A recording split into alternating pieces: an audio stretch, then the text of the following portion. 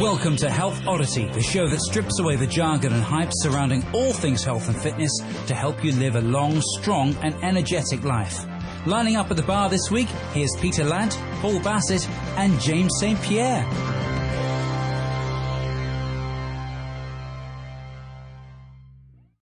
Hello and welcome to episode 6 of the Health Oddity podcast. I have, sitting virtually to my left, James St. Pierre. Hello.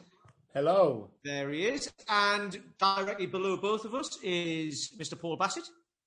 Hello. Hello. Yes. Right. So today we thought we'd talk about training for longevity. Because obviously this is the podcast for people, you know, late 30s, 40s, 50s, 60s, into their 70s. That's quite a big demographic. But, you know, at these sorts of times of life, you're looking at what do you do to be able to keep moving, you know, well into your 80s and 90s. There's no reason why everyone shouldn't be able to keep moving well until the day they die, basically. And we hear it a lot. And I've read a lot about it, and people go and see their doctor and come back, and you know, it's like, oh, it's just because I'm in my 50s or 60s. It's because I'm old. Like I can't move like I used to. And fair enough, when you get a bit older, you're not going to be able to do the things you did when you were younger. However, there's no reason why you shouldn't be able to be strong and be able to move well and be flexible and stable and all of that well into your old age. And I think it's one of the things. We've talked about this before on the podcast, but it's one of the things when as people get older, especially the people I talk to, you know, the fear of falling over in the street and then not being able to get back up, or fear not being able to get out of bed in the morning, and then, you know, and then they're on their own, and then it's like, well, how do I get to the phone to ring someone or whatever? You know, and that becomes really debilitating. It can cause a lot of fear, stop you getting out of the house, things like that. Okay, so this is like how to train to keep yourself strong so that doesn't become a worry in your life, because we don't want that. None of us want that. So let's get straight into it. So James, we'll start with you, because we said we would before we started recording. Yeah, well, I was. It was funny yesterday. I mentioned just before we started recording that I saw a meme with Dick Van Dyke yesterday, and it was really interesting. It got me thinking, where it's a lot of the sort of stuff that we talk about. So, and we'll talk about it a little bit today, you know, how as you get older through different stages in life, maybe your priorities change and your focus changes, and then how the training around that will change. But it kind of said that in my 30s, I exercised to look good, which I think probably most people can relate to. Maybe in their 20s and their 30s, it's more about the aesthetics and how you look. And maybe attracting members of the opposite sex and that sort of thing, and just for your own self-confidence. We're in the 21st century now, James. It's attracting anything. Well, not the opposite. Yeah, just to clarify, whatever your preference is. Sorry, attracting whatever your preference is. Yeah, and just talking from my point of view. And in my 50s, he exercised to stay fit. In his 70s, to stay ambulatory, and I looked up that word just a second ago, and it means basically walking and how to kind of walk independently, and like you said, keep your balance and things. In his 80s, to avoid assisted living, in other words, to remain independent, and in his 90s, just for pure defiance, you know, because he's 95 now, I think, and I watched him fairly recently in the kind of new Mary Poppins movie, and he's still going strong, you know. So that kind of got me thinking. Yeah, he has a little dance in that, and that kind of really got me thinking. So I think, yeah, I mean, I've worked with people a lot in their kind of their 40s and their 50s and even, you know, 60s and 70s. And it's just, I wanted to have a discussion with you guys today, really, about what you've experienced with training people, and I mean, we're all 40s at the moment, all of us guys. So, but you know, so we're all in our 40s, but obviously we do train people. I think all of us have definitely got clients in their 50s and probably 60s as well. So it's the kind of approach that we take to training as we get older and as our clients get older, and how that's shifted. So yeah, I just wanted a bit of an open forum discussion around that. And to see where we agree, where if we disagree at all, and where our influences have come from to get us to the conclusions that we've we've reached, you know. So how about yourself, Mr. Paul Bassett? I mean, you see, this is a subject close to my heart because I was, as a kid, I couldn't sit cross-legged in assembly. I struggled with mobility even as a young age, and that quest for physical freedom has been a big part of what's driven me to become a personal trainer. It's driven me to maintain my health, and it's really informed how I train my clients, really from the ground up. I mean, when it comes to it, if you want to get stronger, you've got to do strength training. If you want to get lean, you've got to eat the right kind of foods to get lean, and you've got to have the right kind of portion control.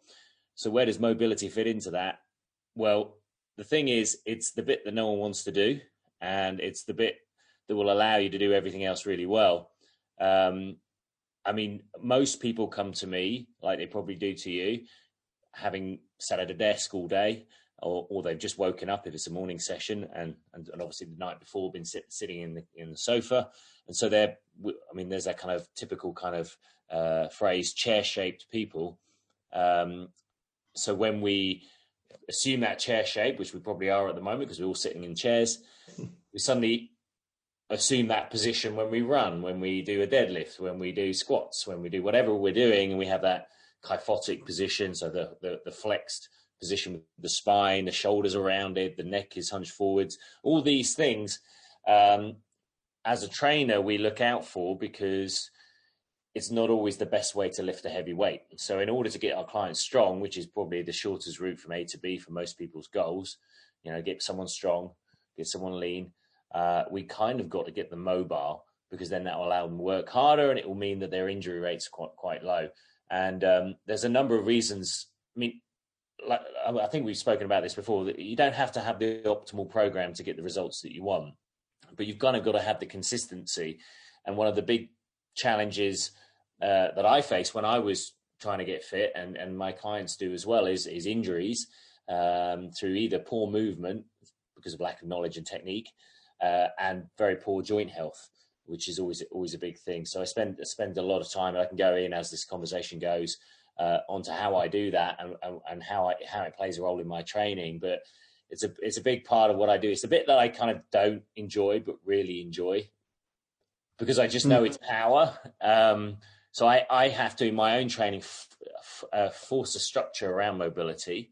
I can't work on everything, but I try and work on certain things. And it is the bit that when I do it well, I really enjoy, but I hate doing it because it's often really uncomfortable, and it's slow, and it's not as easily progressed, and you don't get the instant payback. You do feel good at the end of it, but often it's uncomfortable to do. So, I mean, if you're a very flexible person, you probably, I love a hamstring stretch. Well, I hate a hamstring stretch. But I know that I've got to do work to lengthen them. So anyway, what about you, Peter? Well, it's funny because, I'm the same as you. I mean, it wasn't like I couldn't sit cross-legged at school and stuff, but I sat behind a desk for 15 years. And I was just tight. When I started to try and get in shape, it took me 10 years of just doing as much as possible to burn calories, basically. I was training to burn calories, which, we know now is just wrong. Well, it's not wrong. It's hard. It just makes everything hard, and it burns you out. So we were talking about low intensity training, like going for walks or like bike rides or just something gentle, And I've got a 14-month-old dog, spaniel, loves walking. So we go out for walks every day, right? We'll do at least 5 miles a day, if not 10. And I've always loved walking. That's why I got him. So that's my thing of just the low intensity stuff is really good. But it's funny because I think what happens is with training. So what you've just been saying, people don't want to do the mobility, right? It's the thing they don't want to do. But then people get confused they get confused with what mobility actually is. So they think it's just like stretching in that. But if you stretch a tight muscle, it doesn't do anything. It's just going to tighten again. It just gives it an immediate relief. But it's just going to tighten again. If you go and try and stick a weight on it or do the thing you're doing, it's going to tighten up again. And what I find with mobility is a lot of people have got the mobility to be able to get into positions like the bottom of a squat or something like that, but they haven't got the strength or stability in their joints to be able to hold it or do it with weight. And that's where people struggle, I think, because they're like, oh, I've got the flexibility. I can do a squat, so I'll just stick a barbell on my back and go and do more of them. And it's like, okay, but can you get out of it? Or is it all your connective tissue holding your bones together rather than your muscles doing any work? Which is what I used to do as well, because I got quite flexible, but I wasn't very strong. Okay, and so I think that's I think using, we're obviously talking today, and there's people obviously listening who maybe don't know what flexibility and mobility are. And they kind of think so flexible that you might think sort of yoga, and being able to get into sort of extreme positions and being very loose. But for me anyway, I don't know if it's a strict definition that everyone would adhere to, but for me, kind of mobility is being in control of your kind of range of motion and the way that you move, and like you say, being able to get into positions, but then being in control there, and also being strong throughout the range of motion. There's a thing which I've seen a lot. I think I've heard Perry Nielsen say it, and then there was Ben Causer and people like that who we've all met and seen around places and stuff like that. But it was basically mobility is being able to access a position. So say like a deep squat. Mobility is being able to get into a deep squat. If you can do that, great. Stability is being able to hold that position and own it and breathe well in it and all of that. And then motor control is the thing of being able to pattern that position into a movement pattern. And once you've got all that, that is brilliant. But I think people think as long as they can get into a position, that's it, they're done. And they're like, right, I can move on to the next thing. And it's like there's a progression, there's a hierarchy of doing it to be able to keep your joints strong, be able to keep your bones strong, avoiding osteoporosis, all of that, being able to keep your muscles strong so you don't get sarcopenia, or you can limit that. So sarcopenia is the loss of muscle over your lifetime as well, which starts happening when you're like 30. I think you lose 5% every 10 years, and then it goes up when you get to like your 50s. So it's kind of, it's turning back the clock on all of that stuff, but it takes dedication. But when I say it takes dedication as well, it takes like 10 minutes a day to do mobility. So we do mobility within our sessions, and I know you guys do as well. But after a while, it's like, how much mobility can you do in a session? When people first start, we'll do lots of it, but like after a while, it's like, right, when you turn up, we should be able to just do a quick few things, and then you should be ready to go. Because I get them to do their mobility at home, like the movement snacks we were talking about. If you sit down at a desk, get up every hour or two, and then you get people who go like, well, but I'm dead busy. It's like, right, you sit down for 10 hours. How often do you get up in that 10 hours? I don't. Right. Get up once. And then that's more than you're doing, right? 1,000,000% more. And then if you could get up twice, then all of a sudden, and then they start to realize how it feels. And then they go, actually, that works. And then you're away. So that's the way I try and work it, and get people away from the fact that, right, okay, you're lifting this weight, which people aren't generally that bothered about when you actually talk to them. They're like, I don't care about lifting heavy weights and stuff like that. I just want to be able to live longer. And it's like, right, but how are you going about that? Well, I'm going down the gym and lifting heavy weights, or going on the treadmill and doing 20 minutes before going over to the weights section and doing something that might or might not work that I've got no idea about. So it's like, right, okay, let's do it.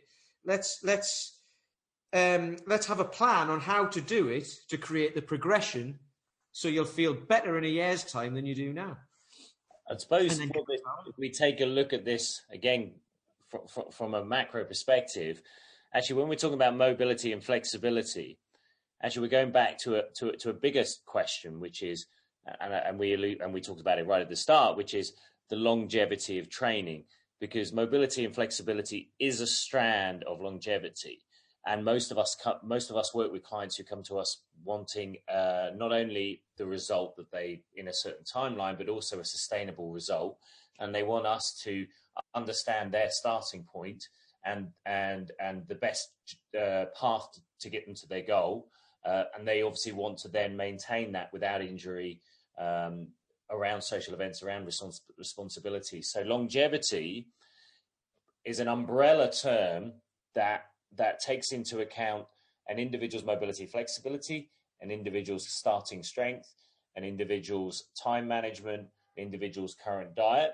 And what most people are not coming to me for is to become an age grouper in a particular sport or anything like that. They're not wanting to have peak performance. They may have lofty goals that might be, running a marathon or something like that, but they're not coming for specific places on a podium or anything like that.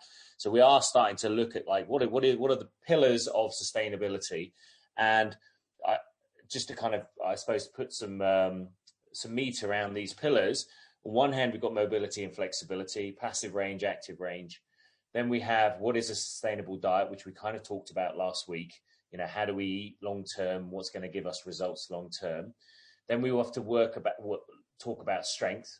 You alluded to sarcopenia and the loss of muscle mass and bone density and tendon strength, and the fact that most people want to go in at a very high level of strength straight away, and that can contribute to injuries. It can also contribute to burnouts, and it's one of the things that you need to take into account when someone's older. And then you've got the endurance strand as well, your heart and lungs. One of the biggest killers of guys over the age of 50 is heart attacks. And so all of those things are really, really good. And then we can start talking about the individual elements of that, which is HIIT training versus low intensity steady state, or high volume strength training versus low volume high weight, and all those things. But those are the kind of pillars I just wanted to kind of pull out right at the beginning. Yeah, no, I think that's great, because I think like we spoke about really with Mike last week with regards to nutrition, it's trying to get things down to sort of base level, isn't it, and principle level, rather than kind of detail and the rest of it. So I think that's another element that we haven't really discussed yet, which is really, really important for everyone, is that the most important muscle in your body is your heart, isn't it? I think we can all kind of agree on that. Do you know what I mean? Without that sort of doing its job, none of the other stuff's going to really matter. So so when we're looking at exercising, especially as we get older, and people older than us, maybe 60s, 70s, that sort of thing.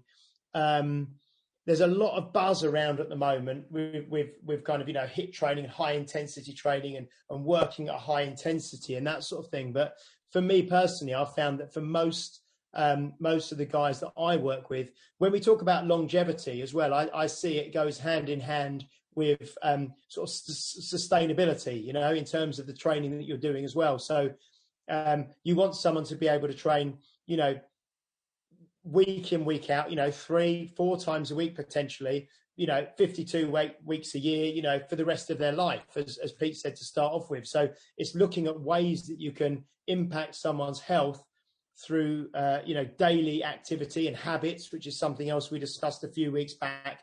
But this idea of going out you can go out for daily walks as you get older, because everything comes down to that use it or lose it, doesn't it? If you walk every single day, it's very unlikely you're going to wake up one day and suddenly not be able to walk if you've been doing it every single day. So if you could keep that going for as long as possible, and a 45-minute or an hour walk each day, especially as people come into retirement and that sort of thing, is fantastic. And for those sort of people, maybe they don't need to be getting on, the ski erg and doing intervals or concept 2 rowers and doing 500 meters as fast as they can. They can do if they want to. It's not saying you have to wrap people up in cotton wool and they're not allowed to push themselves. But I think that should become something you do on occasion or more rarely, and the kind of a steady state ticking over kind of low intensity steady state cardio should be something that's done on a daily basis. I don't know if you guys kind of mirror that or agree with that. Yeah. I've got loads of stuff on that. I could talk about that for hours, because that's what I do. And there's like, if you're out walking, it's better for your mental health. You're getting vitamin D. You can listen to the birds and look at the sky and all of this, and watch the changing colours of the seasons. And it's just good for you, right? It's all around good for you. It's good for you physically. It's good for you mentally.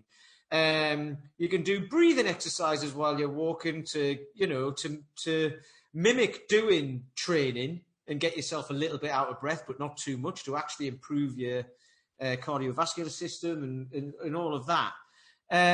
So that's why I use like formal training to work on do you call it the minutiae, but work on something that'll improve walking or whatever it is that you're going to do to improve your life.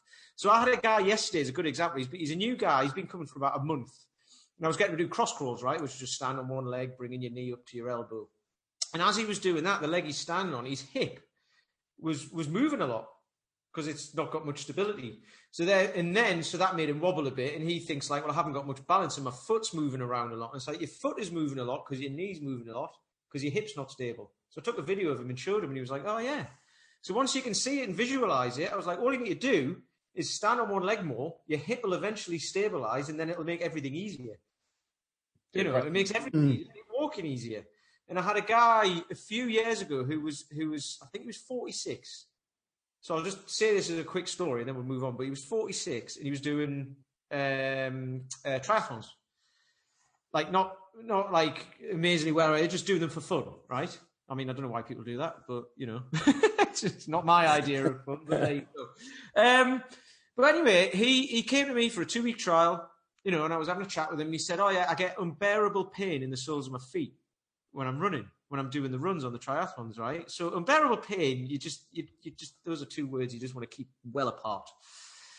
And then in the soles of his feet as well, you know, the foot's the thing that comes into the contact with the ground, right? And everything else, like, kind of, you know, gets feedback from that. I remember a guy years ago, a performance car at work, and he bought a tire pressure, and I was like, a tire pressure gauge. I was like, can you not just use one at the garage? And he was like, they're the only things that are in contact with the earth on the car. It's like, you need them to be right. And it's the same with your feet, right?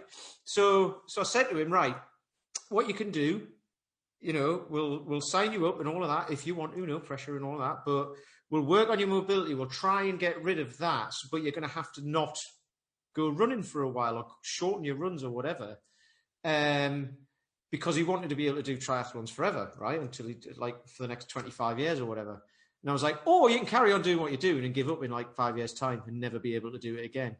And he chose the latter, unfortunately, so I haven't seen him since. So I don't know what happened. That happens. But I was trying to get that point across. It was, you know, and the amount of people who I spoke to after that, I always use that as a story, and just to clarify my thinking on it. And they're like, yeah, that's the right thing to do. But unfortunately, not everybody does that because they want the thing now, or they want to carry on the thing that they're doing now, which is rack the body. So actually, you need to take a step back, work on it, which we've spoke about before, and then your body will keep you going. Well, I work with a lot of A-type people.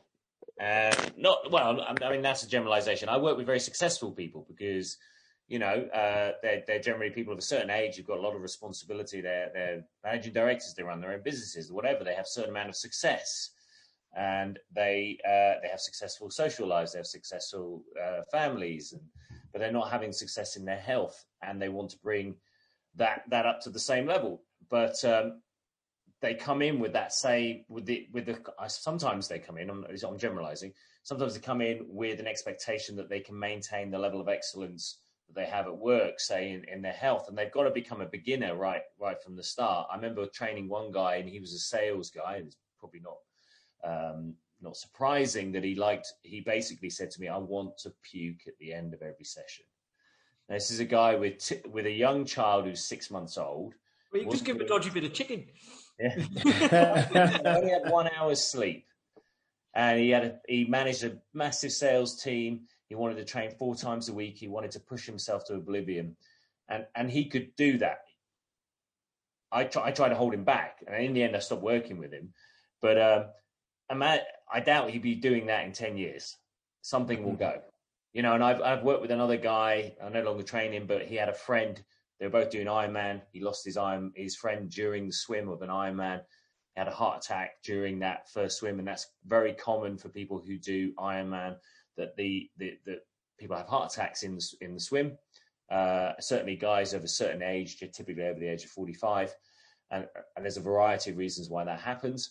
But we've got to remember that we may have been fit in our youth. I used to do this. I used to do that. Typically it happens with guys, particularly, you know, we sit down. I used to do a bench press of 80 kilos, or I used to do that. And then there's this 15 to 20 year period when nothing happens. And then all of a sudden we try and pretend that 15, 20 years of nothing happening didn't happen. And then we can go back to what I used to do. And it's setting that expectation of a starting point. Like with your your guy, Peter, it's like, well, we're going to look at your hip, or we've got to look at your running form, because that happens a lot, I think, because a lot of people decide to go running. They're like, right, I want to get fit. I'm going to go running. I'm going to get off the there's couch to 5K and all that, which again, there's nothing wrong with. But if you're pounding the streets on poor mechanics, it's not going to end well. So again, that's why I get guys to stand on one leg and see how their stability is. And then it's like if you're wobbling around standing on one leg and then you go out running, you're jumping from one leg to the other on an unstable on an unstable frame. And that's not it's just not ideal. And the thing you just said about people having heart attacks, doing Ironman and all that, that's where like lots of their friends and that would be like, I can't believe it because he was such a fit guy. Yes, exactly. Yeah. And it's like, it doesn't mean, fell runners. Have you ever seen fell runners that don't look healthy? Because it's just pounding yourself into oblivion, and they're You're amazing. fit enough to do the sport, but not necessarily healthy, and that's a difference. Exactly. It's like what we were talking about last week. Eating to lose weight or eating for health, totally different thing. Totally different thing. And it's the same for exercising for results, like as in peak performance, or exercising for longevity, totally different things. Yeah. And that's where, and like you said, I mean, successful people who are where they are, a great question for that would be like, so how many years have you been in the industry? And be like, 25 years. I started when I was, it's like, right, okay. The reason why you're where you're at now is because you've been doing it every day for 25 years. So why do you expect the same thing from your fitness now? I say that exactly. It's good to hear that, because I often say, well, imagine an intern coming into your job and you treating them with the level of harshness that you treat yourself. Do you think they'd ever flourish? Yeah, they wouldn't. They just give up the job and move to a different company. So sometimes you've got to be a bit kinder to yourself, and people expect too much of where they are, and they try and jump in at a level that's too advanced. Yeah, there's a guy who comes to me who's he's actually my longest serving client actually, and he's a director in a engineering firm, and they get like really good graduates come in and all of that, and like he said they get some graduates coming in wanting 90 grand a year, and he's like, no. Don't be ridiculous. You've got to earn that.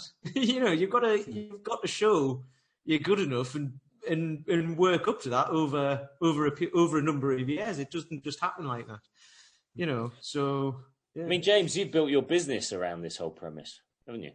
Yeah, I mean, I was just going to say that it's great hearing both of you, talking as you are, because I agree. I mean, I had a guy come in a few weeks back now who that type A person who comes to you and says almost from the off, right, I want to train. It's not like I want to train 3 times a week. I want to be pushed really hard because that's how I want to, But then, like you say, it's kind of our responsibility really and this guy's in his late 40s, to kind of hold them back a little bit and say, and they come and like you say with numbers like, I could nearly squat, I could squat, 160 kilos or something. And you think, well, how well could you squat 160 kilos, and how deep were you going with 160 kilos? And was it, so almost like it's taking it right back to, well, let's do a goblet squat with 24 kilos and see what it looks like, and look at movement screening and all that sort of thing.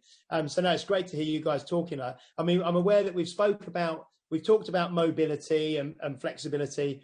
We've now just talked a bit around, cardiovascular sort of health and fitness. I just thought we'd touch on sort of the strength component now as well, and maybe the way that our approach is, which I imagine are fairly similar to strength, where I remember talking to you, Pete, a while ago, where I said when I first started the industry sort of 22 years ago, it was all based around bodybuilding, and splitting bodybuilding grannies, wasn't it? That's all. Yeah, bodybuilding grannies, yeah, and you'd put people on, training splits of, you train your legs one day, you train, your back and biceps another day, you train your chest, your shoulders, and triceps on a third day, and we were just doing that with regular people, and now how it's far more moved, or not everyone. I mean, you still obviously get people who train for bodybuilding and for aesthetics, and then that might be the best way to do it. I'm sure it is still to split things up, but how we probably now look at training movements rather than muscle groups, and the whole Dan John,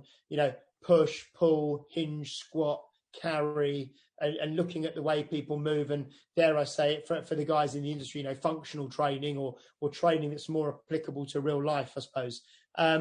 So is that how you train most people now in their kind of 40s and 50s? You look at the movements you're trying to get them to learn, and then build strength up within those movements, rather than sort of isolation exercises and that sort of thing? Oh, totally. I've never I did isolation exercises for about 3 months years ago, because it was like, that's what you did, right? That's what people think you do. But I think it's moving away from that now. I really do. Because that was a long time ago. But anyway, difficult to isolate a muscle, though, isn't it? Really? Yeah. Well, so you can't isolate a muscle. You can focus on a muscle. That's the thing. You can't isolate. I suppose just for the listeners, just to kind of clarify. Sorry, just because we'll go off on one here. So an isolation exercise is where you're trying to, like Pete says, you're trying to isolate a body part or a muscle with a single joint movement. So something like a bicep curl, or a tricep extension, or sitting on a leg extension machine, or a leg curl machine, or something like that. So, and a compound exercise is a multi-joint movement where, you're using multiple joints and multiple muscle groups at once, like a squat or a press up or a press or a pull up or something like that. But just so we can just make sure everyone's on the same page.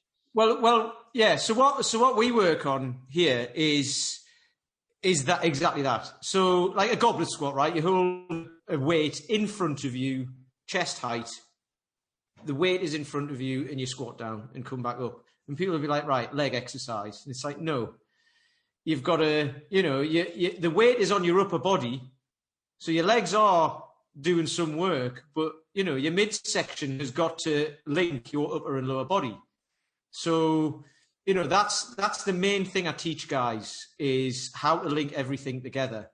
And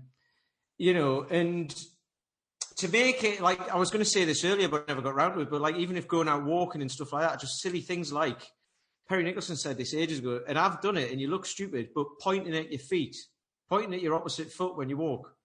So there's lots of things of people who, like, there's all this data out there for things like this, like people who swing their arms when they walk live longer than people who don't.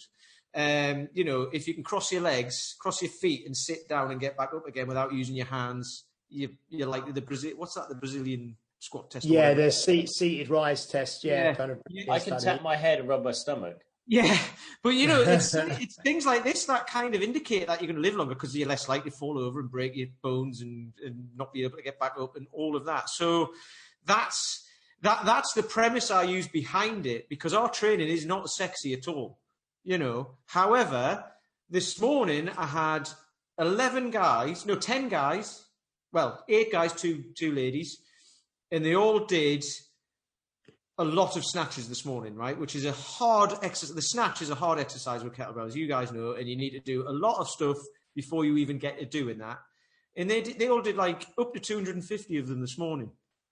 So it takes a long time, but if you put the effort in and learn those movements, learn how to use your body as a unit, because everything you do, I think Roger said this to me ages ago, was like, your body is basically, its job is to figure out how to keep your head straight. And that's what it does. The conundrum is, from the ground up, it's figuring out where it needs to go. So if one bit goes back, another bit has to go forwards. So if your head goes forwards because you're looking at your phone all the time, another bit, your arse has to go back. So you stop using that and your lower back starts to get compromised. So it's all about training things like that so the fundamental movements that you've just mentioned, the Dan John thing, he got them down to 5. So it was pull, push, hinge, squat, push, and then load of carry, which is everything else. Yeah. If you can do that competently with, medium load, whatever that is to whatever you can do. So medium load is different to everybody. You'll do all right. And that's basically my entire philosophy about everything. That's kind of mine as well. I mean, I came to fitness through Phil Maffetone and his 180 formula, in which you're training the aerobic zone, trying to stay within a pace of running that would be where you could hold a conversation and you'd be training a specific energy system. And basically, what I've come to learn, what I believe is a very effective training methodology, is one that takes into account the brain, because we have a central nervous system that detects threat or comfort, and you have to have the right amount of threat to cause an adaptation, but too much threat and everything gets locked down. And I always talk about a handbrake being pulled by the central nervous system on anyone's body, and that could be through threat of injury mainly, or metabolic kind of chaos. So diets can create metabolic chaos through threat, through poor choices and excessive consumption.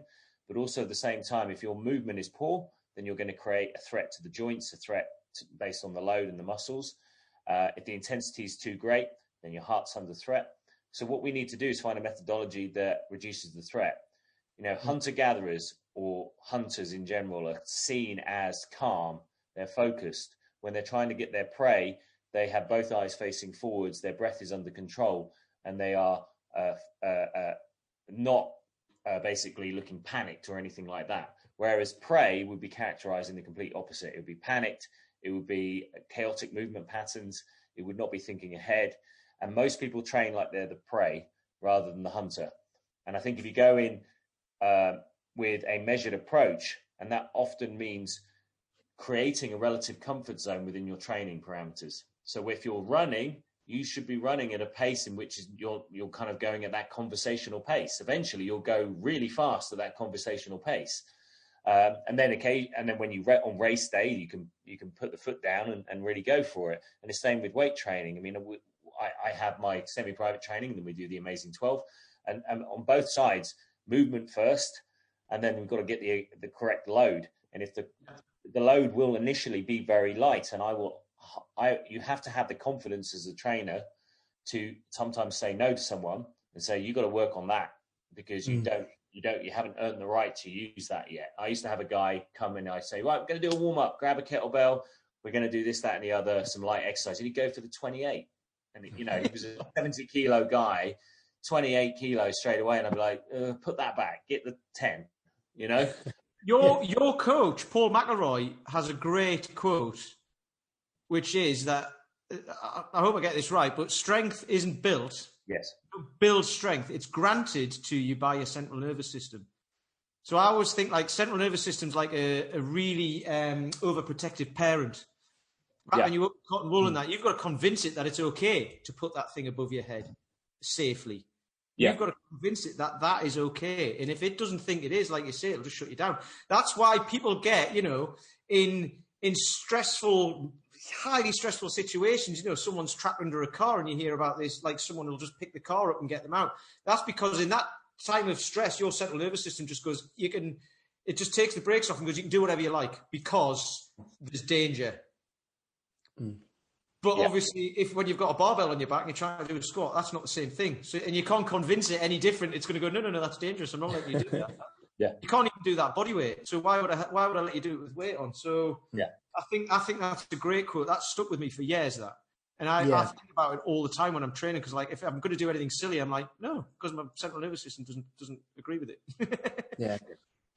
No, that's fantastic. And I think one thing that we'll kind of start to wrap up soon on this is, but I think what you've both been describing there and what we've kind of described, I suppose, for the last 35 minutes or so, is that for training to be sustainable and for us to increase, our longevity and for us to live, healthy lives full of vitality and that sort of thing, you really need to take ego out of the training process, which I think is maybe a big take home for everyone from everything we've discussed. It's like, don't care what the person next to you's doing, or don't care what the last person's lifted on the overhead press or the kettlebell swing or the goblet squat or whatever. Unless you can, like one of you mentioned a couple of minutes ago, if you can do the movement well, then you kind of earn the right to put a bit of load on. And when you can do that well, you earn the right to add a little bit more load. And then finally, when you can do it well like that, you can start adding speed and, all the rest of it. But it really is take the ego out of your training and kind of don't care what anyone else is doing. And it's just like all these quotes around that, you're only really competing against yourself, or who you were yesterday or whatever, it's just, It's Well, just take the ego that- out and train sensibly, you know. There's that thing, isn't there, of like there was a meme about that in the gym where there's a bloke lifting massive weights over there and he's dead bulky, and there's a guy looking at him going, I wish I looked like him, I wish I could do that, and he's doing some stretching, and then there's another guy over there going, I wish I could move as well as he does, and then there's another guy, and then there's a lady over here who's like who's wearing like really tight lycra and she looks great, but there's a bigger lady over there doing so. She's like, I wish I had her confidence because she doesn't, you know, she's fine in her own skin. And it's one of those things, and this is another thing, like in your 20s, you're worried about what people think about you. In your 40s, you start to not care what people think about you. And then in your 60s, you realise nobody was thinking about you anyway because everyone's thinking about themselves. So it's all of those things. It doesn't matter. It's about you. So, you know, yeah. I love things like that because it's true. I don't know about I can imagine when I get there, because at the minute I keep saying I don't care what people think. And actually when I think about it, I'm like, but they're not even thinking about me, so it doesn't matter. Yeah. And I saw one yesterday where I think it was a trainer, probably a friend of ours out in the States or something, you know, but if you ever start to feel, you know, cocky or strong or get ideas above your station, just remember there's probably a 15-year-old Chinese girl warming up with your max weights. Yeah. You know? Yeah, and there will be as well. So, yeah, we've been on for a decent amount of time there. Actually, I'm going to say this. We've been on for about 40 minutes, and we keep saying this. These are like 30, 35, 40-minute snippets, which we were talking about in the beginning is the perfect amount of time to stick your headphones on and go out for a walk while listening to this. You see? It's a full circle. We'll love that. We'll love that here. You know, beneficial, functional, all that sort of caper, whatever that means these days. But there you go. Right then, James, have you got anything to add? No, just that next week we will be joined by Mr. Maceman, Rick Brown, who will be with us next week. So the three of us will be with Rick Brown, who'll be joining us from California, US of A, for our podcast. So we will be looking forward to that. That's going to be a great one, and we will be lining up more guests as we go forwards. What were you going to say, Pete? Sorry. The guy who did Super Freak. Oh no, that was Rick James. We'll get him on here. They're like, hey, we should play that for him coming on. Although, like, there's copyright then, isn't there? And mace isn't the spray that you spray in practice cases, okay? Mace is a piece of equipment used to train your shoulders. An awesome piece of We'll be asking Rick, about what mace is, the history of it, what you can use it for, all that kind of stuff. So that'll be a really good one next week. We're going to film. That'd be fantastic. I'm looking forward to that. Paul, sure. Anything to add? Well, I'm going to go off and do my Navy SEAL training session. Okay. So next week you'll be doing this from a traction machine or something like that. Yeah, exactly. Yeah. I just try and fit in my Navy SEAL training in between clients. Yeah. Okay. Nothing at all. No, just being sarcastic. Excellent. Right, well, we're all done. James, say goodbye. Goodbye. Paul, say goodbye. Goodbye. And it's goodbye from him, me. So, thanks for listening. We appreciate you all. And we'll see you on the next one with Rick Brown. I nearly said James. Thank you. Ta-ra. You've been listening to Health Odyssey with Peter Lant, Paul Bassett and James St. Pierre.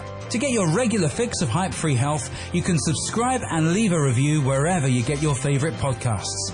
You can find out more on today's and other topics at healthodyssey.com or find us on Facebook or Instagram by searching for Health Odyssey.